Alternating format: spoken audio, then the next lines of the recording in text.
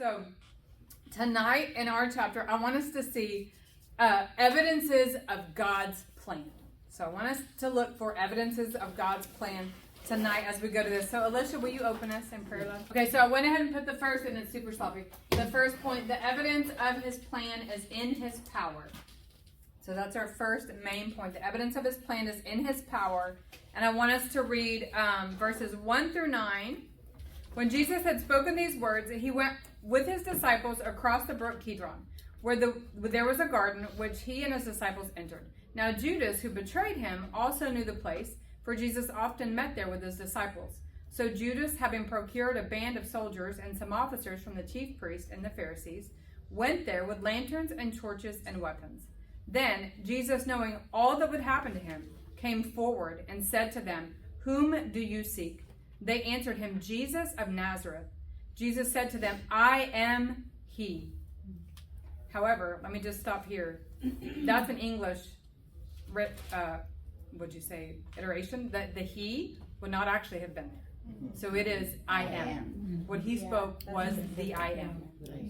Okay, so in the New Living Translation, that's what it says, is I am he. Yeah, several do. So it says I am he. Is that what you're saying? Yeah. Yeah. That's what ESV says too, but it's not I am he, it is I am. Yeah. That's what he actually said. So when Jesus said to them, "I am," they drew back and fell to the ground. So he asked them again, "Whom do you seek?" And they said, "Jesus of Nazareth." Jesus answered them, "I told you that I am. So if you seek me, let these men go." This was to fulfill the word that he had spoken. "Of those whom you gave me, I have lost not one." Then Simon Peter, let's stop there. So Jesus has full and sovereign control over your salvation narrative. So in this text right here, Jesus, okay, who's leading the band of soldiers? Let's say that. Who's leading them to Jesus? Who is it? That's Judas, right? So Judas is leading this group. And did anybody find it interesting that he's got like these officers? And in fact, only John, of the gospel accounts, he's the only one that tells us that it's both the officers and the soldiers. Okay, so he's making it clear in their arms, like all of this entourage of men to come after Jesus, which is interesting to me because Judas knows Jesus. He knows he's the Prince of Peace, right? He knows that he is not one that is going to be prone to violence. And if they'd been listening this whole time, they would have already known Jesus is saying, like, this has got to happen. There ain't no way out of it. This is what's coming. He's tried to prepare them. And Judas still has this huge army, basically, is what you should kind of picture it as. I say huge, but it would have been roughly 150 to 700 men, right? So it wasn't like a half a dozen guys that came with him. And so there's this entourage of men coming after Jesus in the garden, right? And so Judas thinks he's leading him, but Jesus quite literally leads them to him himself. Because what does it say? What are some fact selections? Did anybody notice some fact selections about where they are? Gethsemane. At the garden? Okay. Well, and it doesn't say, but across the brook Kidron, where there was a garden, which what? Ashley? The brook Kidron, what didn't David cross? I think so. Yeah. Cross that same brook when he was betrayed by his son. Yep. And then there's another instance too, I think. With the Kidron? So Kidron, that was like similar, like there's betrayal happening, like there was foreshadowing happening of that. Yeah, and there is a lot of different things like that in this text that people draw out, some foreshadowing of different things from the Old Testament. What do you notice about who knew where this place was? Who knew? Jesus, the only one. Like they all knew. Yeah, but all the disciples knew this place. This is a place that they times. frequented together. And we care about that fact because John himself pens it here for us, right? That this is somewhere they all knew about. So it wasn't Judas that was in charge, right? This is Jesus fully in charge. He is the one who initiates. He ensures his own arrest, but he also steps into the opposition. So when they come and they say, so Judas is there with all these men, and they've got their lanterns and their torches and the weapons, and then Jesus, knowing what's going to happen to him, he actually comes forward and says to them, "Whom do you seek?" They answered him, "Jesus of Nazareth." So Jesus of Nazareth was not a kind term that they're using. This would have actually been a derogatory term that they were using about Jesus, because do you remember anything? I believe it's in John. Does that said anything about, good come does ever anything good come out of Nazareth? That's why there's that Nathaniel said phrase. that. It's a negative connotation about this man from Nazareth who's claiming to be God, right? To this day, in groups of Jews, they still use the term Nazarenes as a derogatory about Christians. So that is a current modern day verbiage that they still use because of this same idea that they believed then. Okay, so does Jesus step back from that? No. I think it's interesting, John, and this is just an aside, I don't think it's necessarily some major point of this particular chapter, but all throughout the book of John, it's like you see John reveal to us God's glory and his deity, but he almost like then wraps it back up in his humility, right? So here's he's saying, I am the I am, and oh yeah, I'm Jesus of Nazareth too. Like he's fine with that. He's fine with his humility and his deity. So we may believe that others can thwart God's plan in our life sometimes. Have you ever felt like somebody thwarted God's plan in your life? Have you felt like that? Yes. Do you think they actually did? No. No. They God- think that they're controlling the narrative, but really They may think it, you may think it, but God's the one that's in charge of your story, of your narrative, not them. He is sovereign over those matters. So then, do you think that? Okay, this is maybe just my own observation. Okay, so Satan went into Judas, right? So at this point, Satan is in Judas, and he's got this huge army. Mm-hmm. Do you think that maybe that's a symbolism of Satan thinking that he's controlling the narrative? Well, I think Satan is certainly like hoping. he thinks, right? Like, I mean, I think we like know that it's kind throughout of like the a whole symbolism. He's like, look, I got scripture. all this army behind me, and you're trapped. Yeah. Like, who's in control here? But in reality, we all know that God's. And I don't God's even know if always in Satan control. actually believes he is, but he's just hoping, right? Right, Like he's like- hoping he's getting somewhere with this whole gig, right? Mhm. So what do you think about the fact that these soldiers fall back at the name? Because he's saying he's God. He's Yahweh. He says, I am. Yeah. So what, if you think back to the first I am statement in Genesis, Exodus? Exodus at the In burning Exodus bush, with right? Moses, what was happening when we hear the I am for the first time? The burning bush. The burning bush, Moses asked right? God's name. So God's glory was being kind of unveiled at that moment, and it was lit in a like never-ending flame in this bush, right? And so here he's spoken the I am to these soldiers, and they fall back. So what do y'all think is interesting about the next point? After they fall back, what do they do? Jesus says, who are you seeking? Mm-hmm. He asks Well, him yeah. again. Yep. They ask him again. So let's read it again. When Jesus said to them, I am he, they drew back and fell to the ground. So he asked them again, whom do you seek? And they said, Jesus of Nazareth. They press in to taking him, even though he has revealed himself as the I am. And what else is interesting is some people would say that Jesus was taken, right? He was actually taken by these soldiers. But right there is a great evidence for why we know that Jesus was the one in control. They have fallen back to the ground, and they're now in a pile of men on the ground. Jesus has a chance to escape, does he not? Yes. And instead he continues to stand firm, waiting, because again, he's the one in charge of his arrest, not Judas, not these men, not the officers, none of that. Jesus is in control. Okay, so when his power demands your attention, do you persist in your own agenda, or do you bow to his agenda? So when his power demands your attention, do you persist in your agenda, or do you bow to his? Describe somebody for me, a time when God revealed his power to get your attention. Can anybody think of one? Yeah.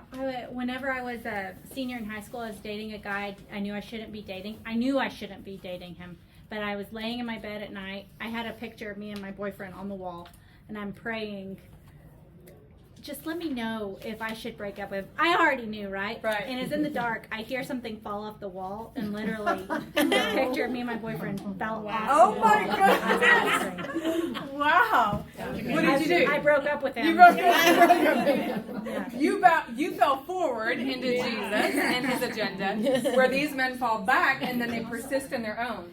Very good one. Yeah. Anybody else have one? It's kind of hard to talk. His face fell off. Come on. Esmeralda. So I hadn't prayed before, but I was late to church, and on my way there, the light turned green for me, but I heard God's voice say, "Wait," and I waited, and this car just flew. Oh wow. Yeah. He revealed himself to you right there. Yeah, his power. To hear it right after and then see it. Yeah. Very cool. Anybody else have a time? I'm trying to think. I know that there's been times that I persisted, and I'm trying to think of one. Anybody think of one when you persisted, even though God kind of like he made clear to you the route to take, or he revealed himself to you in a situation, but you kept moving forward in your own? So we have one. It's actually my husband and I both before we came here. We were teaching the youth at our old church, and we had been battling with some differences that we felt like were going on in the church, and just Phil's learning and his knowledge gaining and his growth and walk. But we stayed and we stayed and we stayed. We didn't want to drop the kids. We knew if we left, they were going to get dropped. We didn't want to do that. And we had been praying about it. After one big thing kind of happened of like, well, let's just keep praying about it. We showed up the next Sunday and we had no one in our class. Oh, wow. It's kind of one of those like, we looked at each other and it's like, is this clear enough? Yeah. I think this is you need to go now. Yeah. It got to that point. We fought it for a while. So you feel like you had been persisting, Yeah. his voice, and then finally he's like, okay, well then you don't have any money to teach. Like if this is staying, stinks to be you. Yeah. Because you're going to be in here alone every Sunday. They're great now, by the way. Everything's fine there now. Yeah. But, Okay. Very good. Very good. Okay, so I would just say that we ought to be encouraged when we see him reveal himself to us. We ought to bow, right? Don't just fall back in this kind of, oh God, you're so powerful and mighty, but we're still taking you to the cross, Jesus. Like we still got a plan here, and we're gonna stay on that plan. Now again, we know it's still Jesus' plan, right? So we said that somebody's not going to thwart our plans, and I think that's true. We see Judas does not thwart the plans of God by coming and bringing these men to him, right? But I think we face a lot of discipline in our lives that isn't necessary when we persist in our own agendas. Okay, let's just skip on down to the next point, the next main point, which is evidence. You want to hit that for me? Should I just put it over here? Sure. It's evidence of his plan is in his open truth proclaimed. Evidence of his plan is in his open truth proclaimed. And then I think I'll go ahead and read for us verses, we'll pick back up in 9 and go through, no, we're jumping down. Let's jump down to 19. We're going to come back and forth here. We're going to jump down to 19 through 24. It says the high priest, do you have it, Melody? I think so. Open That's right. truth proclaimed. Yep, perfect. Okay, so the high priest then questioned Jesus about his disciples and his teaching. Jesus answered him, I have spoken openly to the world. I have always taught in synagogues and in the temple where all the Jews came together. I have said nothing in secret. What do y'all know about teachings in secret in religion? They're good. Never good. They're pushing forward a lot of times their own agendas. Truth is supposed to be in the light. That's right. That's exactly right. And that's what Jesus is saying to them. Like, why are you questioning me in this way? Like, so I don't think I mentioned this. So I don't know if y'all remember, but we actually just came out of 13 through 17 was the upper room, right? So in 13 to 17, he was with his smaller, meaning isn't it like 120? I think we know from a different text. Is that right? That were in the upper room. So he's got that band of believers who he's speaking to in the upper room from those last 4 chapters, and he's left that, and now he's got the disciples, and he's going into the garden situation. However, prior to 13 to 17, in the first 12 chapters, Jesus, at least that I could find, 14 times was seen proclaiming his truth in the open air, or in the temple, or in the temple courts, always going around proclaiming his truth openly. So he's saying to them, why are you asking me these things now? And then he goes further. Let me look. So why do you ask me? Ask those who heard me what I said to them. They know what I said. So even the Jews, right? There were many Jews who had heard what he said this entire time. But has the temple courts, have they brought anybody in to testify? Any witnesses? No. So Jesus here is saying, what, is this not a fair trial? It's literally not a fair trial. They have brought no witnesses in to speak on his behalf or against, to even question. Ma'am? You're supposed to have 2 witnesses. Yeah, at least 2 witnesses. By their own law. Yeah. And they have none. Right? And so he's kept nothing in secret, and yet they're treating him as though he's got some kind of a secret sect that he's trying to build. Melody? I noticed, the whole theme of witnesses in John, and how so many times already in John they've told him, you're just bearing witness about yourself. What you say is not true. And here they are asking him to bear witness About himself. Yeah. So true. So true. And It's kind of a double standard. oh yeah. That's what they do, right? Is Like, double when standards. he called out the Pharisees and he's like, "You hypocrites!" Mm-hmm. Like, and then in the end, like when they go to all the way to the cross, they live in hypocrisy all the way through it. Yep. And then what was really, really sad, that really got to me, is that they wanted to crucify him before the Passover, and like, because you wanted to get back to your party. You know what? So we'll get to that part in a minute, because I thought what was really interesting about that is that it doesn't say, right? I think that's in this chapter. Like, I mean, what It do you guys doesn't say say we're that they crucifying wanted in the to glory of God? celebrate. They didn't want to celebrate the Passover. Is that here? Yeah, they wanted to be able They wanted to partake. eat. They wanted to eat the food at Yeah. Passover. But They're like, they we don't were- want to miss out on the potluck. Yeah. All right, so let's wrap this up. Yeah, they were like, Right? "Come on, hurry up and kill him already." Yeah, And then yeah. so we can get back. And what are you gonna say? And I don't know if they were wanting to We just crucify him before, crucified but they wanted God to have in the glory of you. yeah, they wanted to have the court situation over with so they could go on with their life, right? They didn't want to defile themselves. Yes. Yeah. Well, do they say that here? Yeah. That's not in Well, this not part. here, yet. it's later. Yeah, later. So right here, all we hear is that they want to eat the Passover. That's how he words it. Okay, so let me go back to this next point. It's Jesus' teaching is never for the elite. It is always for the crowds. Jesus' teaching is never for the elite. It is always for the crowd. And so that's what I was pointing out with this idea of all those times, 12 in the first 12 chapters, at least 14 times he's seen publicly proclaiming his words.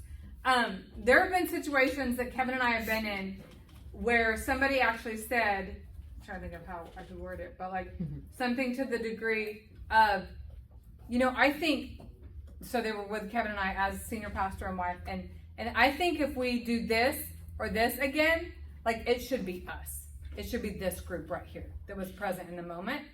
And it was kind of a flag in my spirit, because I'm like, no, like that's not how Jesus rolls. That's not how we roll.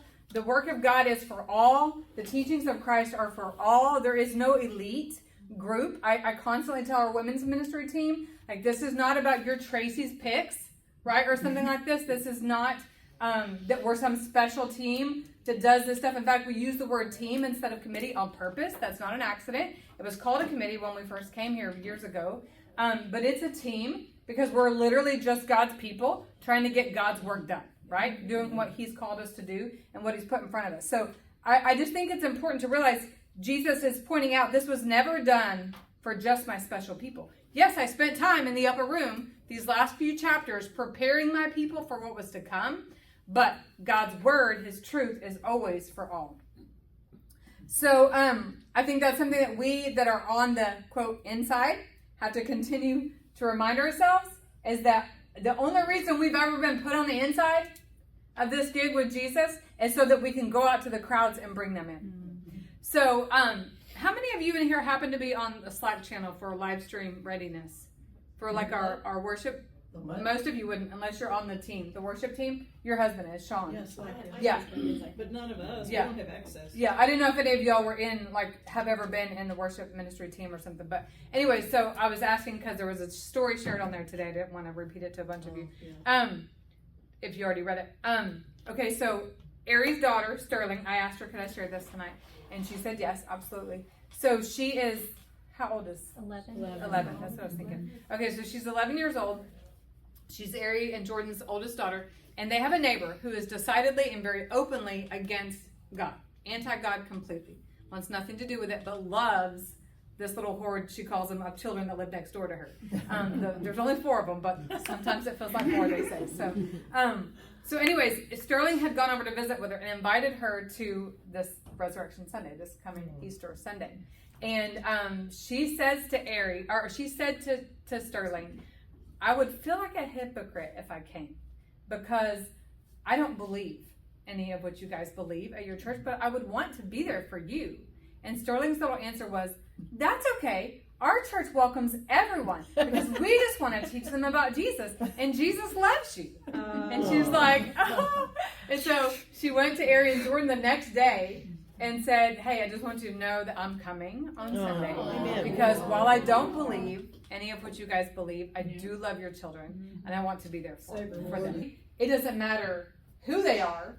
They need Jesus, and when they walk in the door, they will, like Sterling said, it's okay. Our church welcomes everybody. We just want to teach you about Jesus.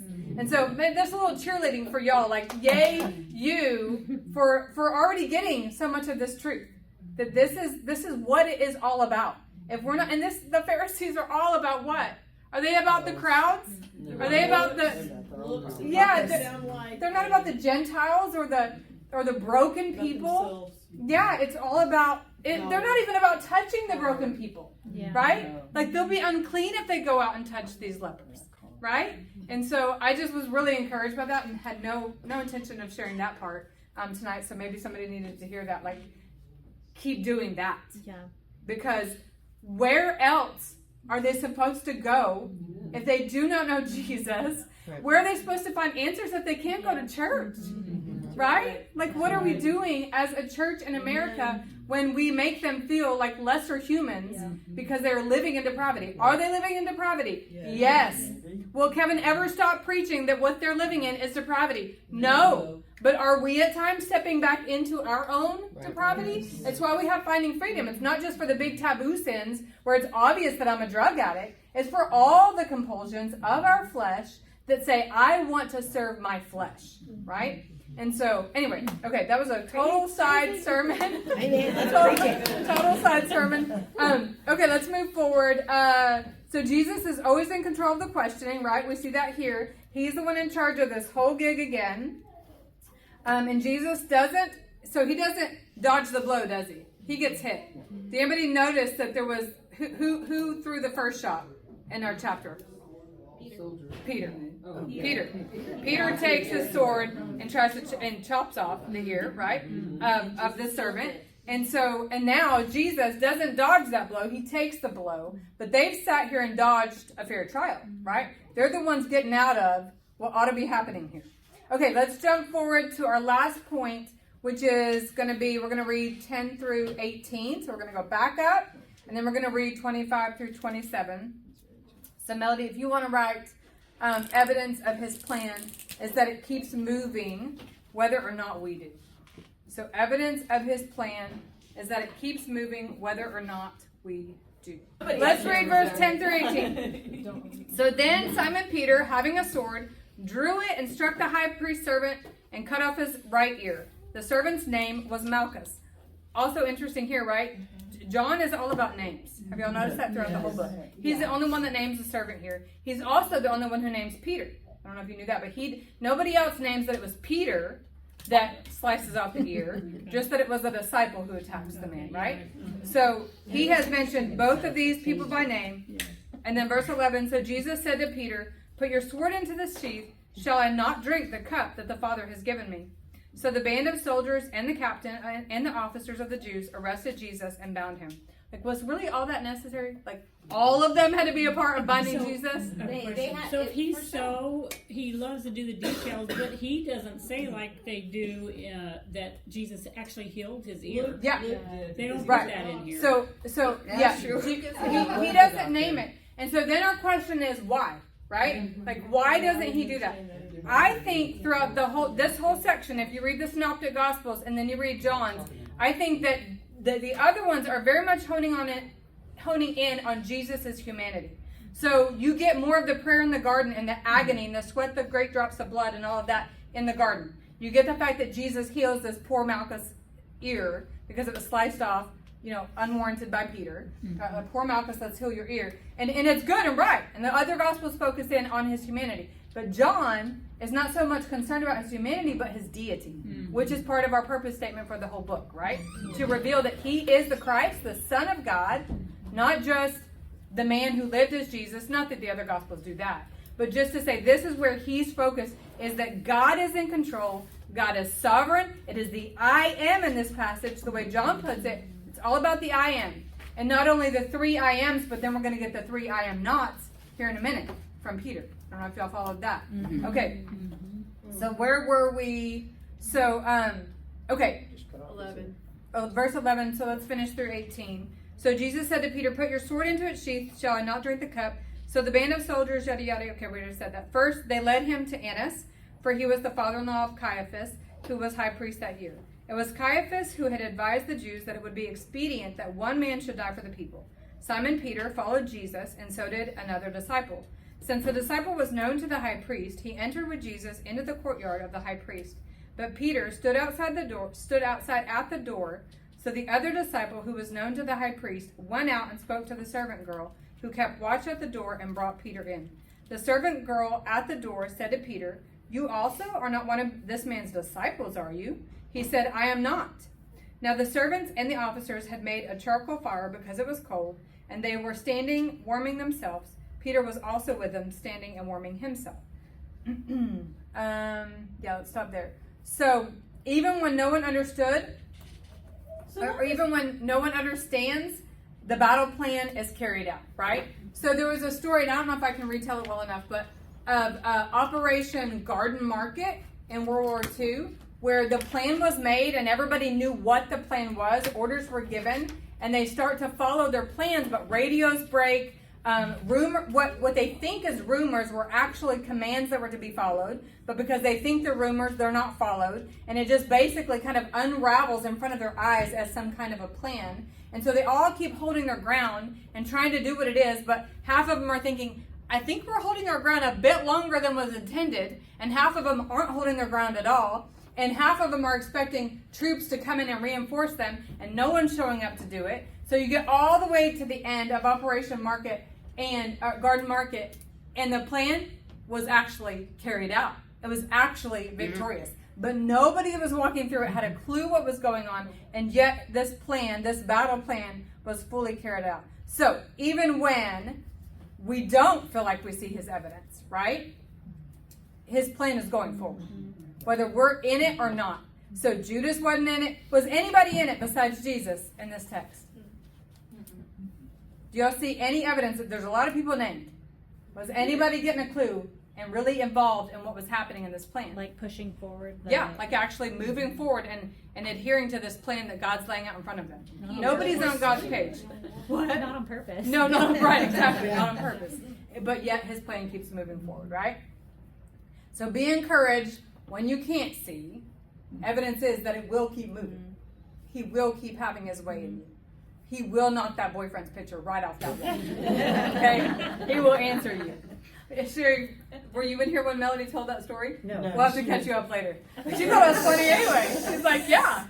I love it when he knocks boyfriends off walls. Okay, so let's go to the next point, which is zeal drew the sword, but fear denied the name. That can be B if you want to. Or did we do an A? Just put B. I mean, just put A. Okay. Zeal drew the sword, but fear denied the name. So if we back up through all the way back to chapter 6, I think it is, John kind of has this thing about Peter. Has anybody caught that throughout the text? Yeah. Throughout the whole, ever since verse 6. Peter continues to come up. I think maybe, I didn't check, but I think probably more than anybody that John brings up of the disciples, he continues to bring up Peter. And Peter what is his kind of personality? So far, he's both. Knee-jerk reaction. He's zealous, right? He's zealous for the cause. He's zealous for Christ. Low lows. High highs and low lows. Yeah. Okay, so we see somebody flip to 6. Let's actually read these real quick. Somebody flip to 6:68 through 69, and we're running out of time. So flip fast or get on your phone and zap to it. You have the words of life. You have the words of life. Go to. Yes. Okay, so that's where Jesus has taught the bread and the wine, right? And everybody's basically freaked out, like, okay, he's a cannibal, we're out of here. And so they all depart from Jesus, and then Peter's questioned, I think, and who do you say that I am? No, he said, aren't you guys gonna leave too? Everybody else left. Yeah. Why aren't you here? I mean, why are you still here, kind of thing? And Peter says, because you have the words of life. Where else would we go? Okay, so that was the first one. And then 13:6-9. Anybody want to flip to 13:6-9? And then 13:37. Wash my feet. Wash my don't feet. Wash my health cells. Yes. Yeah. Yes. Okay, so then his boldness in Jesus is saying to him, Jesus is going around washing the disciples' feet. He comes to Peter's feet and he goes to do the act, and Peter's freaking out, like, don't do this, Jesus, don't do this. And then Jesus says, well, no, but if I don't do your feet, you have no part with me. Mm-hmm. And he says, well, then do all of me. Wash all of me, right? He's so bold. And then the next one is what?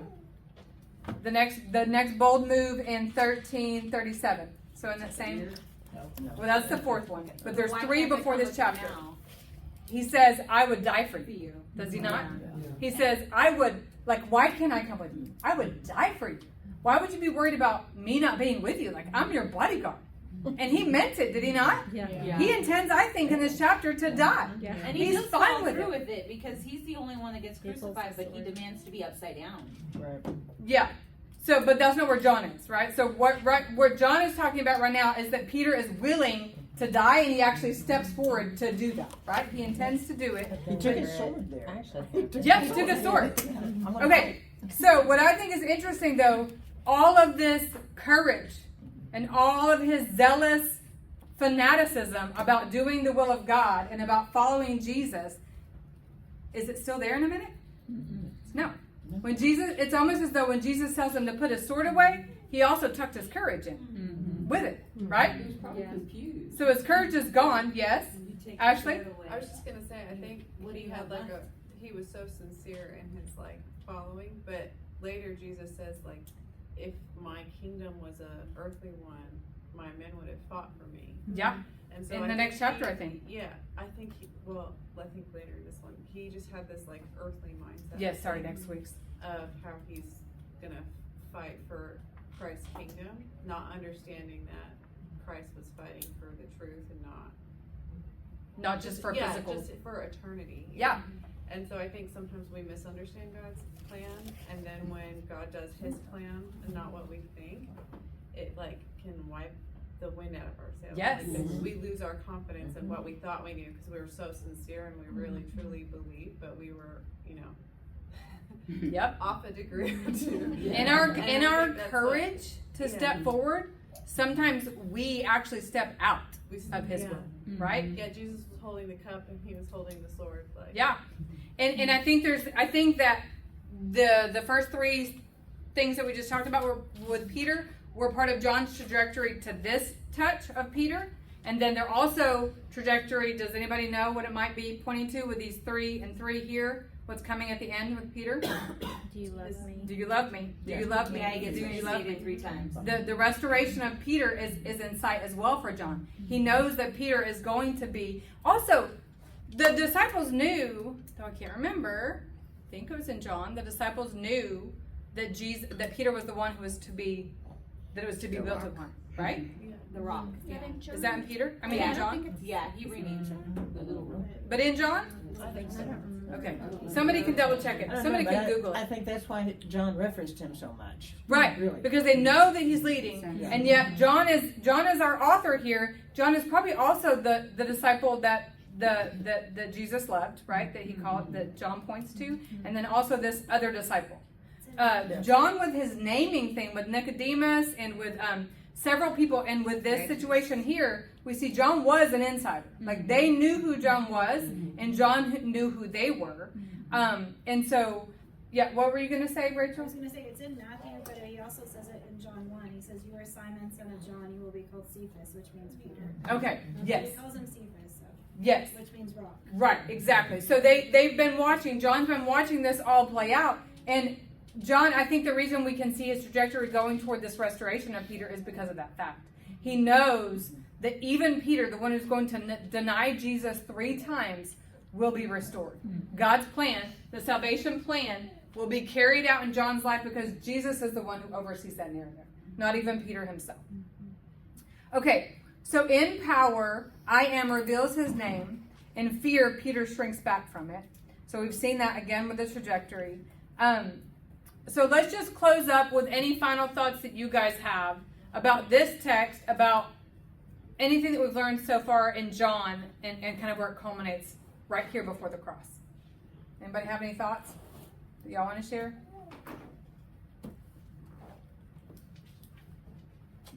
Anything stand out big time to you this week as you did the study for this chapter?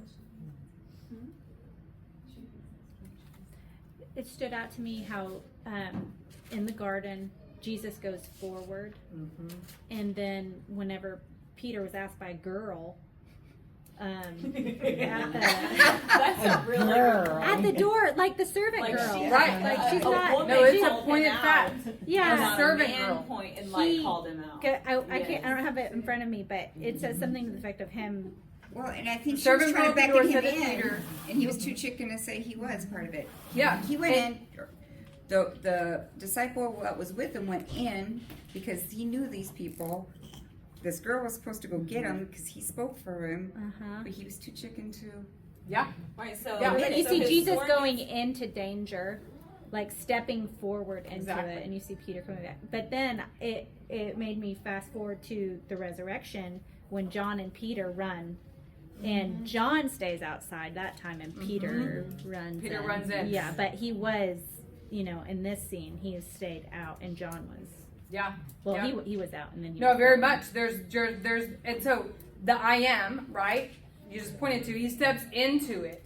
And then, so the I ams, Peter gives 2 I am not, right? Right here, 2 I am not. And then the final one, Peter again denied it. And then at once the rooster crowed. So that's an implied I am not. So 3 times he states that he isn't, but he's not just really even talking so much about himself. He is denying the identity of Jesus. When I thought about this, I thought a lot of believers, I think, from what I have seen, are more willing to identify with their favorite preacher than they are when the rubber meets the road and they're in a situation at work, on the job, or with a friend group, or at school, where they actually have to identify with the Lord Jesus, right? Like you kind of see that, you think back to the passage Melody pointed out of the blood and the bread, where they all leave because they're like, we cannot be identified with whatever that is. And I think it's very easy to identify as a Christian with your social media, following, and you can share little memes of devotionals and, put a Jesus fish on in your car and things like this, and even maybe be known as a church goer. But when it comes to not being willing to actually go partake in some type of sin or something that's going on in your office, when they're all about it or whatever the situation is, sometimes it's harder to just flat out identify with Jesus Christ. Like, I am a Christ follower. I cannot walk in this way, right? And so that's kind of what I see Peter doing. He's like, I was all about it when I thought I was just going to get to end this life. That's kind of how I felt like about it. I don't know if that's really the thing, but Peter was in, ready to go, ready to die for Jesus. But now that he would have to be called to live in the identity of the suffering servant, he's shrunk back for a time. But he will be restored, right? Which is great courage to us. Because in some way, we all have denied Jesus. Have we not? At different times throughout our life. But he will restore us. Yeah. Do you think that, ironically, it was a woman on purpose that asked Oh, for him? sure. That John, Because yeah. it's easier back then, like, it's easier to lie to a woman. Well, For a they just weren't man, even. like, right, for a man to lie to a woman because who was a woman back then? Right, she had no say. Right, I mean, like they weren't so gonna it was heed like her. easier for the lie to come out than versus if he were to be faced with a man. He would have. I feel like he would have stumbled a little bit more. I don't know. I feel like Peter, I feel like John's more pointing out he was willing to lie to even a mere servant girl. Right. Yeah. Like his courage went from way up here, taking off the ear, to I can't even lie to Lois, Melody's daughter, right? She's just a little girl. She's not going to know I'm lying. She's not a mere servant. Do you know what I'm saying? Yeah. Like, but she's just a young girl. Who is she going to tell, right? And so he's gonna believe he her. stumbles that drastically, that fast, which is sometimes discouraging when you think about it, except that you keep your eyes where John's going in the ultimate end of this gospel. Peter is fully restored. And he is going to be frying fish with Jesus in the Can we not relate to that? Can we not relate to that? Yeah. Exactly. Ashley? And I love the idea of it's like that suffering going into joy, this like thing that caused so much suffering in his own life. It's kind of like that's mirrored in what Jesus did. Like the cross caused so much sorrow and joy when he was praying to his Father. You know, he's Birthing pains. sweat, blood. He's in labor. But then when it was done, it brought about so much joy. So Yeah. that idea of transformation. And even just thinking about the passage that Melody pointed out, that after all this happens, right? From another text, we know that as soon as it happens, he knows he's done it, right? As soon as he denies Christ 3 times, the rooster crows and he's like, wow. And contrasted to Judas's, like Judas had remorse, but it didn't lead to like a godly Repentance. Whereas like Peter had this thing that he did, but it led to like a transformation. Yeah. Like that's And but exactly- what you're pointing out is the joy that came. Yeah. And I think you see that when it's John and Peter running to the tomb and Peter goes in. Can you imagine? He has denied him 3 times. He has now watched him suffer and die on the cross. And now there's rumor of him being resurrected. And he's got to find out, is this really true? I was trying so hard to keep Jesus present with me. And my desire was to actually just keep him with me, as opposed to letting him be given for all people, for all time. And now it's happened, and I would bet there was tremendous joy.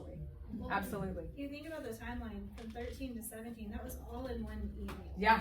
Like, that's Whew, it's a long, it's a lot. It's a lot in one night. Can you imagine from Jesus washing your feet to that point? Like, that, and when we read it, I don't know, my mind doesn't remember that it happened in a matter of hours. Like, that just, it blew my mind that it went from there to that so quickly. Yeah.